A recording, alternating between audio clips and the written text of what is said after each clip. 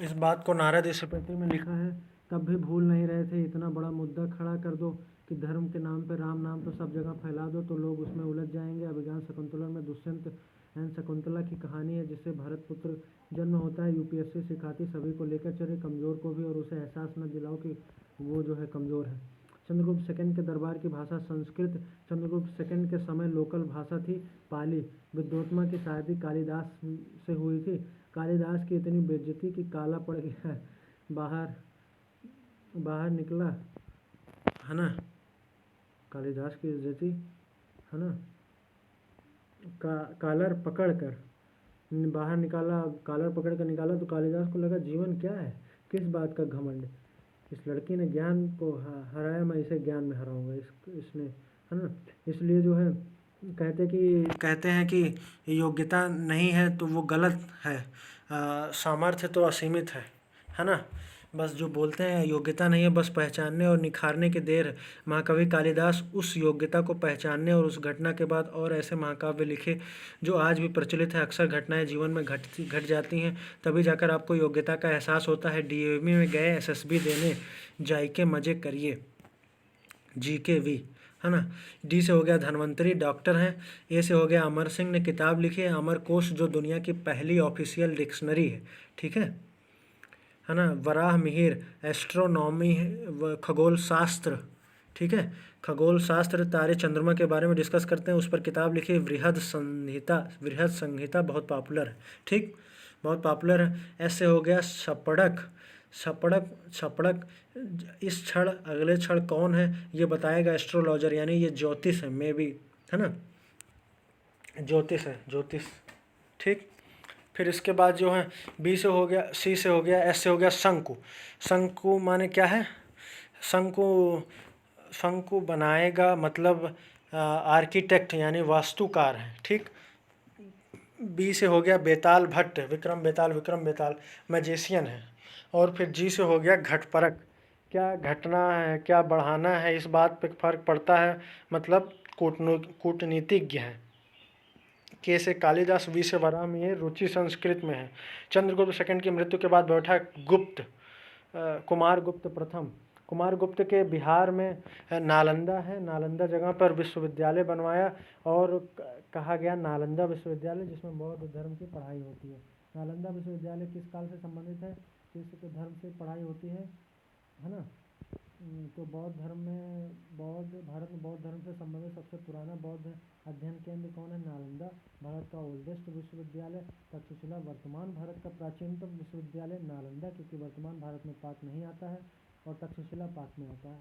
तो इस घटना के 750 साल बाद हिंदुस्तान में मोहम्मद गोरी आया। उसने दिल्ली के शासक पृथ्वीराज को हराकर अपने सेनापति बख्तियार खिलजी को बिहार के नालंदा को बख्तियार खिलजी को भेजा, तो बिहार के नालंदा को बर्बाद कर दिया। पद्मावत में अलाउद्दीन खिलजी से खिलजी याद कर लीजिए ना, बख्तियार खिलजी।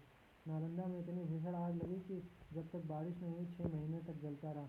मोहम्मद गोरी ने भेजा जाओ बंगाल एरिया जीत के लाओ, लेकिन बीच में पड़ा विश्वविद्यालय, बहुत नाम सुना था तो आग लगवा दिया। नालंदा विश्वविद्यालय को बर्बाद करने वाला बर्बाद बख्तियार खिलजी। कुमारगुप्त प्रथम के बाद बेटा स्कंदगुप्त गद्दी पर बैठा। ये गुप्त वंश का अंतिम महान शासक था। इसके बाद आने वाले वीक रूलर हैं, है ना। यूरोप में देश इटली है। इटली की राजधानी रोम है। रोम के लोगों ने पूरे भारत यूरोप पर कब्जा किया तो कहलाया रोम साम्राज्य। क्या है, सेंट्रल एशिया में कई जनजातियां रहती थी। हूड़ क्या है, हुड़ दबंग, अच्छा।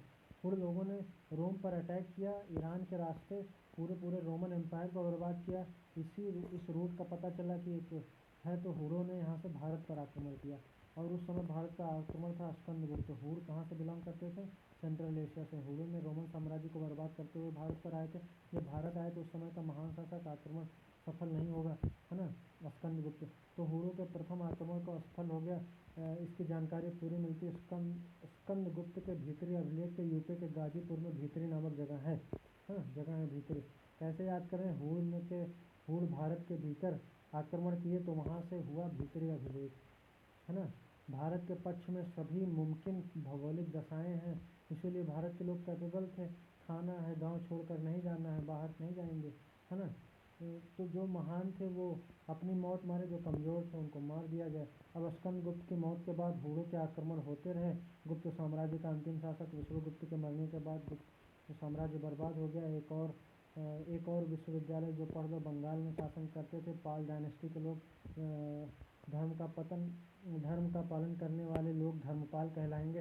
तो उन्होंने बिहार में विक्रमशिला विश्वविद्यालय बुलाया, जिसमें बौद्ध धर्म की पढ़ाई होती थी। हाँ, अब हर्षवर्धन के बारे में पढ़ेंगे। हरियाणा की कहानी शुरू होती है। ये हरियाणा में जगह है थानेश्वर, क्योंकि वहाँ के लोग मारपीट करते हैं, तो थाना ही ईश्वर है। थाना पर है पुष्य भूति वंश के लोग। अब थाने में गए बिना ईश्वर को फूल चढ़ाए तो थाने में ही रह जाओगे। तो भूति माने मतलब भगवान शिव एंड पुष्प चढ़ाते हैं, तो पुष्य भूति। इसी वंश के शासक जो सबसे महान शासक हुए राजा हर्षवर्धन। अब हरियाणा के थानेश्वर पुष्यभूति वंश राजा हर्षवर्धन ने राज्य का विस्तार करना शुरू किया, तो ये पहुंच गए कन्नौज में। इनको लगा कि राजधानी थानेश्वर की जगह कन्नौज बना लो, है ना, बना लो, क्योंकि सेंटर पॉइंट है। अब राजधानी बना लिए, है ना। हर्षवर्धन ने 2 राजधानी बनाई, थानेश्वर और कन्नौज, क्योंकि कन्नौज यूपी में है और जो है अच्छे से कंट्रोल कर सकते हैं। तो बौद्ध धर्म मानने वाला चाइना से ह्वेनसांग आया भारत के समय में स्टडी करने के लिए। जब ह्वेनसांग भारत आया तो कौन डायनेस्टी थी? पुष्यभूति। बौद्ध धर्म के बारे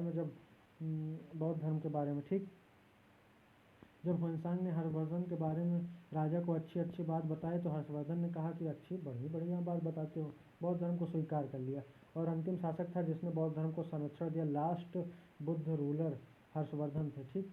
राजधानी में कन्नौज में संगीति बुलाई, ठीक, जिसे 5वीं बौद्ध संगीति बोलते हैं, क्योंकि बुद्ध के मरने के बाद 5वीं बार इस संगीति में अध्यक्ष थे ह्वेनसांग। पढ़ाई करने के बाद वहाँ के बाद पढ़ाई करने के लिए नालंदा विश्वविद्यालय चला गया ह्वेनसांग ने नालंदा विश्वविद्यालय में जो कुछ पढ़ा, भारत में जो कुछ देखा, एक किताब लिखी सीयू की, है ना, ICU की चाबी, है ना, किसके पास है? मेरे पास है। पश्चिमी जगत का बौद्ध विवरण, जिसका अर्थ होता है पश्चिमी जगत का बौद्ध विवरण। CU की के आगे फर्स्ट लगा दो, है ना, आगे आई लगा दो, तो मतलब ICU की माने KEY, की लिखा है लेकिन KEY, तो ICU की चाबी किसके पास है? मेरे पास है। चाइना के पश्चिम में भारत पड़ता है, अब इसलिए CU की का अर्थ है पश्चिमी जगत का बौद्ध विवरण, है ना, क्योंकि चाइना के पश्चिम में पड़ता है। अब चंचू सर के ऑफलाइन क्लासेस का फीडबैक ऑसम, बहुत अच्छा है, बहुत रिस्पेक्ट है ना, UPSC में, UP SSS में। अब चाइनीज़ लोग हैं, है ना, एंशियंट टाइम में इंडिया में क्या बोलते? यिन तू, है ना, ये क्वेश्चन आया है कई बार। इन तमाम घटनाओं के अलावा राजा हर्षवर्धन ने तमाम उपलब्धियां हासिल की। इनके राजा दरबारी कवि थे बाण भक्त। इन्होंने किताब लिखी हर्ष चरित्रम, है ना, संस्कृत भाषा में है क्योंकि माँ है। दुनिया की सबसे सुंदर नॉवेल में से एक लिखी है कादम्बरी, है ना। हर्षवर्धन बहुत विद्वान हुआ करते थे। संस्कृत में 3 नाटक लिखे। नागानंद प्रियदर्शिका रत्नावल, नहीं प्रिय है ये रत्न, ऐसे याद करें। अब ना बाण भट्ट को ऐसे याद करें, बाण भट्ट उठाया भट्ट से मार दिया, है ना। बाण भट्ट को कैसे उठाया? बाण उठाया भट्ट से मार दिया। अब राजा हर्षवर्धन अपने राज्य का विस्तार कर रहे थे, राज्य का विस्तार कर रहा था, है ना। तो पंगा हुआ। बंगाल के महान शासक गौड़ वंश के शशांक थे। शशांक से शिव को मानता था, है ना। तो बोधिवृक्ष बोधगया को कटवा डाला, बौद्ध धर्म से चिढ़ता था। अब राजा हर्षवर्धन जब दक्षिण भारत में राजधानी थी, चालुक्य वंश की राजधानी थी, एक्सपेंशन करना चाह रहा था। तो महाराष्ट्र के क्षेत्र में चालुक्य डायनेस्टी थी, उसके महान शासक थे पुलकेशिन द्वितीय। जब पता चला कि हर्षवर्धन बढ़ रहे हैं तो दक्षिण में आक्रमण कर दिया। तो हर्षवर्धन पर नर्मदा नदी पर के किनारे युद्ध हुआ, हर्षवर्धन को हरा दिया। इस पर लिखवाया कि कर्नाटक की जगह ऐहोल, वहाँ लिखवाया ऐहोल अभिलेख में, मैं राजा हर्षवर्धन को दक्षिण भारत में अभियान को रोका, है ना। तो यहाँ पे देखिए यही चालुक्य हैं, है ना, पल्लव। तो अब पुलकेशिन द्वितीय ने जो है किसी को हरा दिया, तो लगा कि तो उसके शासक महेंद्र वर्मन की मौत के बाद नरसिंह वर्मन बैठा, है ना, जो शक्तिशाली था। पुलकेशिन द्वितीय ने हमला किया, नरसिंह वर्मन को खूब मारा और हत्या कर दी। और पुलकेशिन सेकंड ने लिखवाया कि मैं वातापी कोंड, यानी वातापी का विजेता, ठीक, है ना। नरसिंह वर्मन इसलिए फेमस है दक्षिण भारत में रथ मंदिर, जिसे जितने भी तटवर्ती मंदिर हैं उसे बनवाया है, जिसमें द्रौपदी मंदिर एंड अर्जुन मंदिर है। जब हिंदू धर्म की कमियां आ रही थी तो बौद्ध धर्म में पैसों का मठ बन गया था, इसलिए विदेशी शासकों ने हमला किया। अच्छा, ये ऐसा तो नहीं हो सकता, ठीक है। एनसीईआरटी खुद से पढ़ना होगा 3 बार जाकर, तब जाकर समझ में आएगा। 14वीं बार चंचल सर ने पढ़ा है, आज तक भी लगता है कि कम ही है। रिकॉल करना होगा पढ़ने का, इसके अलावा और कोई विकल्प नहीं है। चोल साम्राज्य दक्षिण भारत का एकमात्र मजबूत राज्य। बहुत बैकग्राउंड में जाएँ तो दक्षिण भारत में पत्थर थे, चट्टानें थीं, है ना, इसलिए स्टोन एज भी चल रहा था। जबकि उत्तर भारत में लोहे की खोज हो चुकी थी, वो जंगल काट रहे थे। बट दक्षिण भारत में लोहा ना आने से स्टोन ही था, और जंगल काटना स्टोन से कठिन था, इसलिए 500 साल पीछे था दक्षिण भारत में। अब लोहा उत्तर भारत से दक्षिण भारत में आया, तब तक 500 वर्ष लेट हो चुका था। मतलब 500 BC में अवंती महाजनपद में आ चुके थे, बट दक्षिण भारत में अभी भी महापाषाण काल चल कहलाया। और अब लोहा जस्ट आया ही था दक्षिण भारत में। अब दक्षिण भारत में चोल साम्राज्य आया 500 BC के अराउंड, एकदम डिक्लाइन हो रहा था, एकदम डिक्लाइन हो गया। फिर 9th सेंचुरी में फिर अस्मक उभर कर आया, है ना। पहले चेर चोल पांड्य, ठीक, हार्दिक पांड्या वाला पांड्य। चोल का फैला था साउथ आंध्र प्रदेश और नॉर्थ तमिलनाडु में। पांड्य बोलते हैं साउथर्न पार्ट ऑफ तमिलनाडु में, ठीक। पांड्य चेर केरला में पड़ता है, चेर के लोग वहाँ शासन कर। दक्षिण भारत में 300 BC में पहली बार चोल ने नगरों का विकास पहली बार हुआ। 3 राज्य आते हैं। चोल एम्पायर बहुत ही पावरफुल था, उसकी राजधानी उरैयूर थी। इस पर इरवपहर चिन्नी नामक शासक थे। जो चोल एम्पायर काफ़ी समय तक चला। 300 BC के इतिहास में संगम एज बोलते हैं। पांड्य की राजधानी मदुरई मद्रास तमिलनाडु। जो तो संगीत को गाने वाले सभी लोगों को बुलाया, सभी के विचारों को कलेक्ट करके संगम हुआ। आमतौर पर सभी को और कहा गया कि संगम एज। देन इसी संगम एज में 3 राज्य आते थे, ठीक। 3 राज्य अस्तित्व में आते थे। अब चोल एम्पायर कुछ समय के लिए डिक्लाइन हो गया, कुछ समय बाद फिर उठा 9th सेंचुरी में, है ना।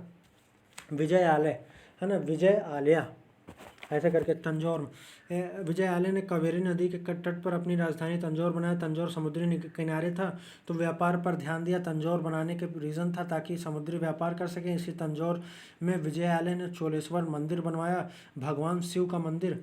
विजय आलय ने परांतक फर्स्ट गद्दी पर बैठा, ने पांड्यों को परास्त किया, पांड्य राजाओं को परास्त किया। पांड्य के राजधानी मदुरई पर कब्जा किया और कहा कि मैं मदुरई का विजेता हूँ। राष्ट्रकूट का शासन महाराष्ट्र के कर्नाटक के कंबाइन जगह पर शासन करते थे। शासक कृष्ण सेकंड ने निगाह बनाई रखी, फिर तत्कालीन जगह पर युद्ध किया और परांतक के साथ, और परांतक को परास्त किया और कहा कृष्ण सेकंड ने, तंजौर कोंड हूँ मैं, तंजौर का विजेता हूँ मैं। अब कृष्ण थर्ड की मृत्यु के बाद कुछ ही समय बाद राष्ट्रकूट वंश नीचे जा रही थी, तो इस बात का पूरा फायदा उठाया चोल साम्राज्य ने। फिर से चोल साम्राज्य उठा, तो अब गद्दी पर राज प्रथम गद्दी पर बैठा और पूरे चोल साम्राज्य के महान शासकों में से एक है। इसने एक मंदिर बनवाया, बृहदेश्वर मंदिर, भगवान शिव का मंदिर राज ने बनवाया। कहते हैं कि राजेश्वर मंदिर आल्सो। ये साउथ में शासन कर रहा था और तो ट्रेडिंग कर रहा था, तो दिक्कत था। श्रीलंका के वहाँ के लोग नौटंकी करते थे, टैक्स मांगते थे, तो नटराज की मूर्ति, भगवान शिव की डांसिंग मूर्ति चोल साम्राज्य के लोगों ने बनवाए थे। इसीलिए सोचा कि श्रीलंका वाला कब्जे में कर ले, तो अटैक किया और पूरे उत्तरी भाग पर श्रीलंका के कब्जे कर लिया, है ना। तो इसके बाद बेटा राजेंद्र प्रथम आया। अब बाप शेर है तो बेटा सवा शेर। और ये चंडाल आदमी था, इसने श्रीलंका के लोग इंडिपेंडेंट बनाना चाहे, क्योंकि पिता की मृत्यु हो चुकी थी। तो श्रीलंका के राजा महिंगा थे, है ना।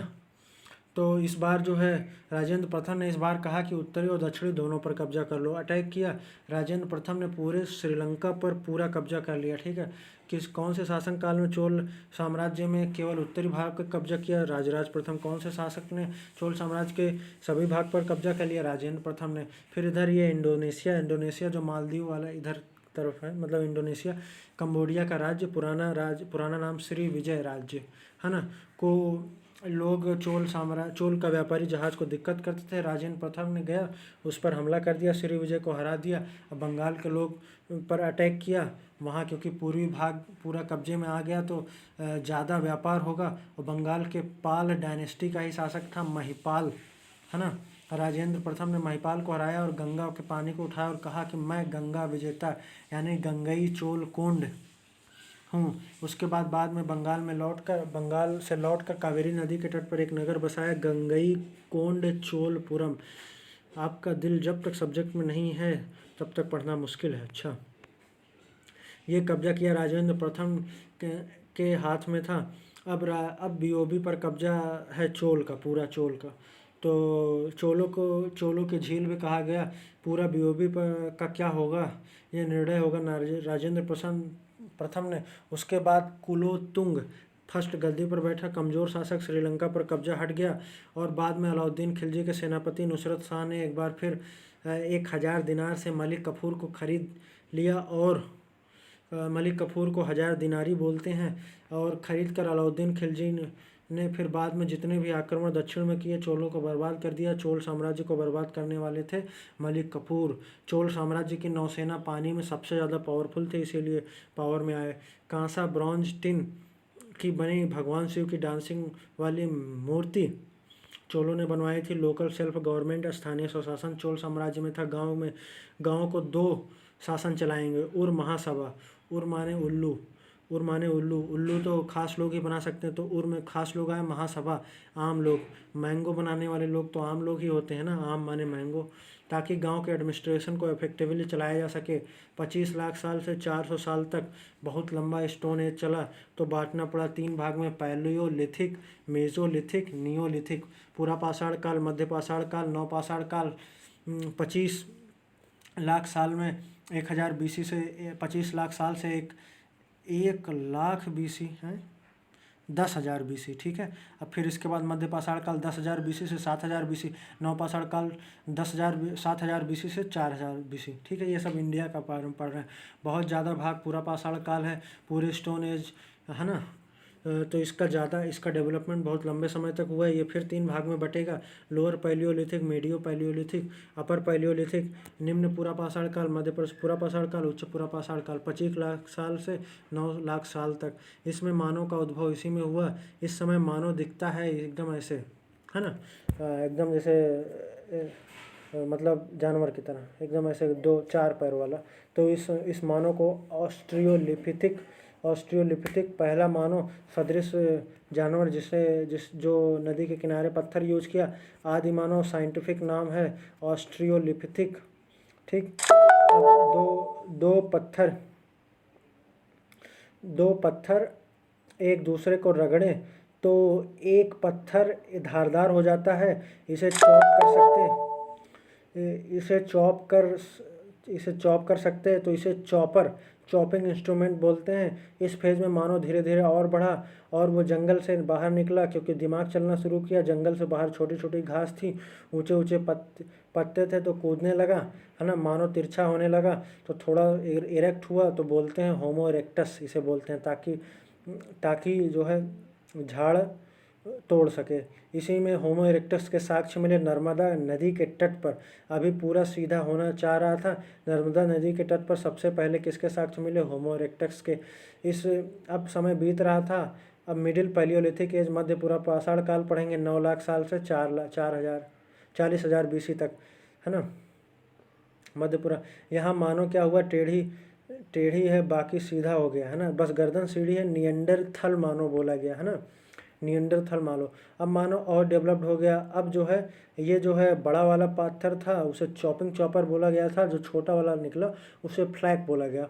और जो है टूट कर निकाला गया, तो 2 पत्थर टकराने से ज़्यादा धारदार था तो फ्लैग कहा गया। तो मिडिल पैलियोलिथिक एज में सबसे ज़्यादा यूज हुआ तो फ्लैग कल्चर कहा गया, जिसे नाम दिया HD संकालिया साहब ने, फ्लैग कल्चर, ठीक है। अपर पैलियोलिथिक एज में, उच्च पूरा पाषाण काल में, है ना, ये हुआ कि मानव ऐसा हो गया कि हमारी तरह दिखता था, तो उसे होमो सेम्पियंस। अभी भी दिमाग इतना तेज़ नहीं हुआ, धीरे धीरे तेज़ हुआ तो कहा गया होमो सेम्पियंस सेम्पियंस। ठीक है, जब दिमाग बहुत तेज़ हुआ तो बोला गया होमो सेम्पियंस सेम्पियन, जो कि हम लोग हैं। अब 40,000 BC से 10,000 BC इसका समय काल था। अपर पैलियोलिथिक एज से एक काम और हुआ, अब इसी फ्लैग को और घिसा तो नाम दिया ब्लेड। तो ह्यूमंस का डेवलपमेंट हो रहा था, पत्थर भी डेवलपमेंट होने लगा। अब ह्यूमंस को ठंड लगने लगी, है ना। तो दिमाग चला तो शुरू में केव में रहना शुरू किया। अब चकमक पत्थर टकराया तो टूटता नहीं, तो गलती से आग लग गई, और जंगल में गलती से डिस्कवरी ऑफ फायर हो गई। अपर पैलियोलिथिक एज में डिस्कवरी होने से थोड़ा इस्तेमाल करना शुरू किया, केव गुफा में मसाला लगाना शुरू किया, और खाना खाकर बैठा तो गोदा गादी करने लगा पत्थर पर, यानी केव पेंटिंग करना शुरू किया। भीम पेटिका MP में इसके साक्ष्य मिलते हैं। मानव ने देखा कि हमसे भी ताकतवर है, तो आग की तरफ झुका, है ना। अपर पैलियोलिथिक में भगवान के साक्ष्य मिलते हैं, और हड्डियों की मूर्ति मिली, इलाहाबाद के लोहवा नाला से मिला है, मतलब भगवान एग्जिस्ट कर रहे होंगे। अब मीजो पैलियोलिथिक एज आएगा, मध्य पाषाण काल 1000 BC से 7000 BC तक। अब पत्थर का इम्प्रूवमेंट हुआ, ये चॉपिंग चॉपर था, फ्लेक ब्लेड में बदला। अब छोटे छोटे पत्थर से मार रहे थे, चोट तो लग रही थी बट मर नहीं रहा था जानवर। तो देखा कि कहाँ छुपे, और देख लेता था जानवर कहाँ छुपे और मार देता था, है ना। हमें ब्लेड से तेज़ी से मारे तो फोड़ देगा, ऐसा अगर मारे तो जानवर तब मरेगा। तो अब इसमें कैटापल्ट, गुलेल, भाले का इस्तेमाल करना शुरू किया, क्योंकि क्या अब इसी में आई थी गुलेल। ठीक है, ये समझ में आया। लैपटॉप के सामने आप मुझे नज़र आते हैं और मुझे कुछ नहीं दिखाई देता। अच्छा, माइक्रोलिथिक एज में सूक्ष्म पाषाण काल भी बोलते हैं, क्योंकि यहाँ छोटे छोटे पत्थरों का इस्तेमाल करना शुरू किया गया। मानव को लगा कि दिक्कत है, जानवर दौड़ा रहे हैं और शिकार कर रहे हैं, है ना। शिकार करते समय शिकार तेज दौड़ गया, है ना, खाना नहीं मिला, भूखे मर जाएंगे, है ना। तो ये सोचा कि जानवर सीधे हैं, कुछ जानवर उसी में से सीधे हैं, तो उसी को पाल लेते हैं, छोटे छोटे जानवर को, है ना, जो अटैक नहीं करते, इन्हें पाल लेते हैं। शिकार जब मर गया तो इन्हीं को मार के खा जाएंगे, है ना। शिकार जब नहीं मिला तो फूड सिक्योरिटी के लिए जानवर पाले, तो इसमें सबसे पहले डॉग को पाला। अब एनिमल हस्बेंड्री के साक्ष्य मिले हैं MP के आदमगढ़, है ना, आदमगढ़ और राजस्थान के बागौर में। ठीक है, अब नियोलिथिक एज, नौ पाषाण काल में 7000 BC से 4000 BC। UPSC में जो बोले उसे इमेजिन करते रहना होगा। ठीक है, नियोलिथिक एज में जब मौसम बदला शुरू हुआ तो पेड़ पौधे उगने लगे, तो मानव को लगा कि हम पेड़ पौधों को पाल सकते हैं। नियोलिथिक एज में पहली बार इंसानों ने खेती की, तो पहली बार उतना उत्पादन नहीं हुआ, खेती बाड़ी में दिक्कत थी। 8 महीने बाद खाना मिलता था। तो हमें ऐसे लोग चाहिए जो खेती बाड़ी देखें, ताकि भविष्य के लिए फूड सिक्योर हो, और कुछ लोग शिकार पर जाएं तत्काल फूड पर। तो मेल और फीमेल के साथ में रखना होगा, क्योंकि शिकार तो कठिन है, तो मेल करेगा, खेती आसान फीमेल। तो फीमेल का साथ आया तो परिवार का कॉन्सेप्ट आया, है ना। एक्स्ट्रा फूड आ गया तो कहाँ रखे, बर्तन चाहिए, मिट्टी अवेलेबल थी तो उसी मिट्टी के बर्तन बनाए। अब चाक कुम्हार बनाना शुरू किया मिट्टी के बर्तन। तो अब हमने खाना रखा मिट्टी के बर्तन में, तो बारिश हुई, मिट्टी का बर्तन पिघल गया, सारा खाना खराब। इंसान ने कहा ये क्या बात हुई, तो एक जगह तो आग लग गई, सब भाग गए। God help those who help themselves. देखा कि मिट्टी के बर्तन पक गए हैं, तो यहाँ खाना बच सकता है। ठीक है, तो कंट्रोल ऑफ फायर कर दें, है ना, और मिट्टी के बर्तन पक गए। ऐसे ही मिट्टी के बर्तन को ले जा रहे थे, चाक से ले जा रहे थे, इसी चाक में डंडा लगा दे तो आसान हो जाएगा। चाक में व्हील बना दिया, तो सारी घटनाएं आपस में जुड़ी हैं, सारी घटनाओं के पीछे एक रीजन है। अब व्हील का कंट्रोल हुआ ऑन फायर, अब हुआ इन नियोलिथिक एज में। तो ये हो गया, ठीक है, 173 पेज तक पूरा। Okay, thank you.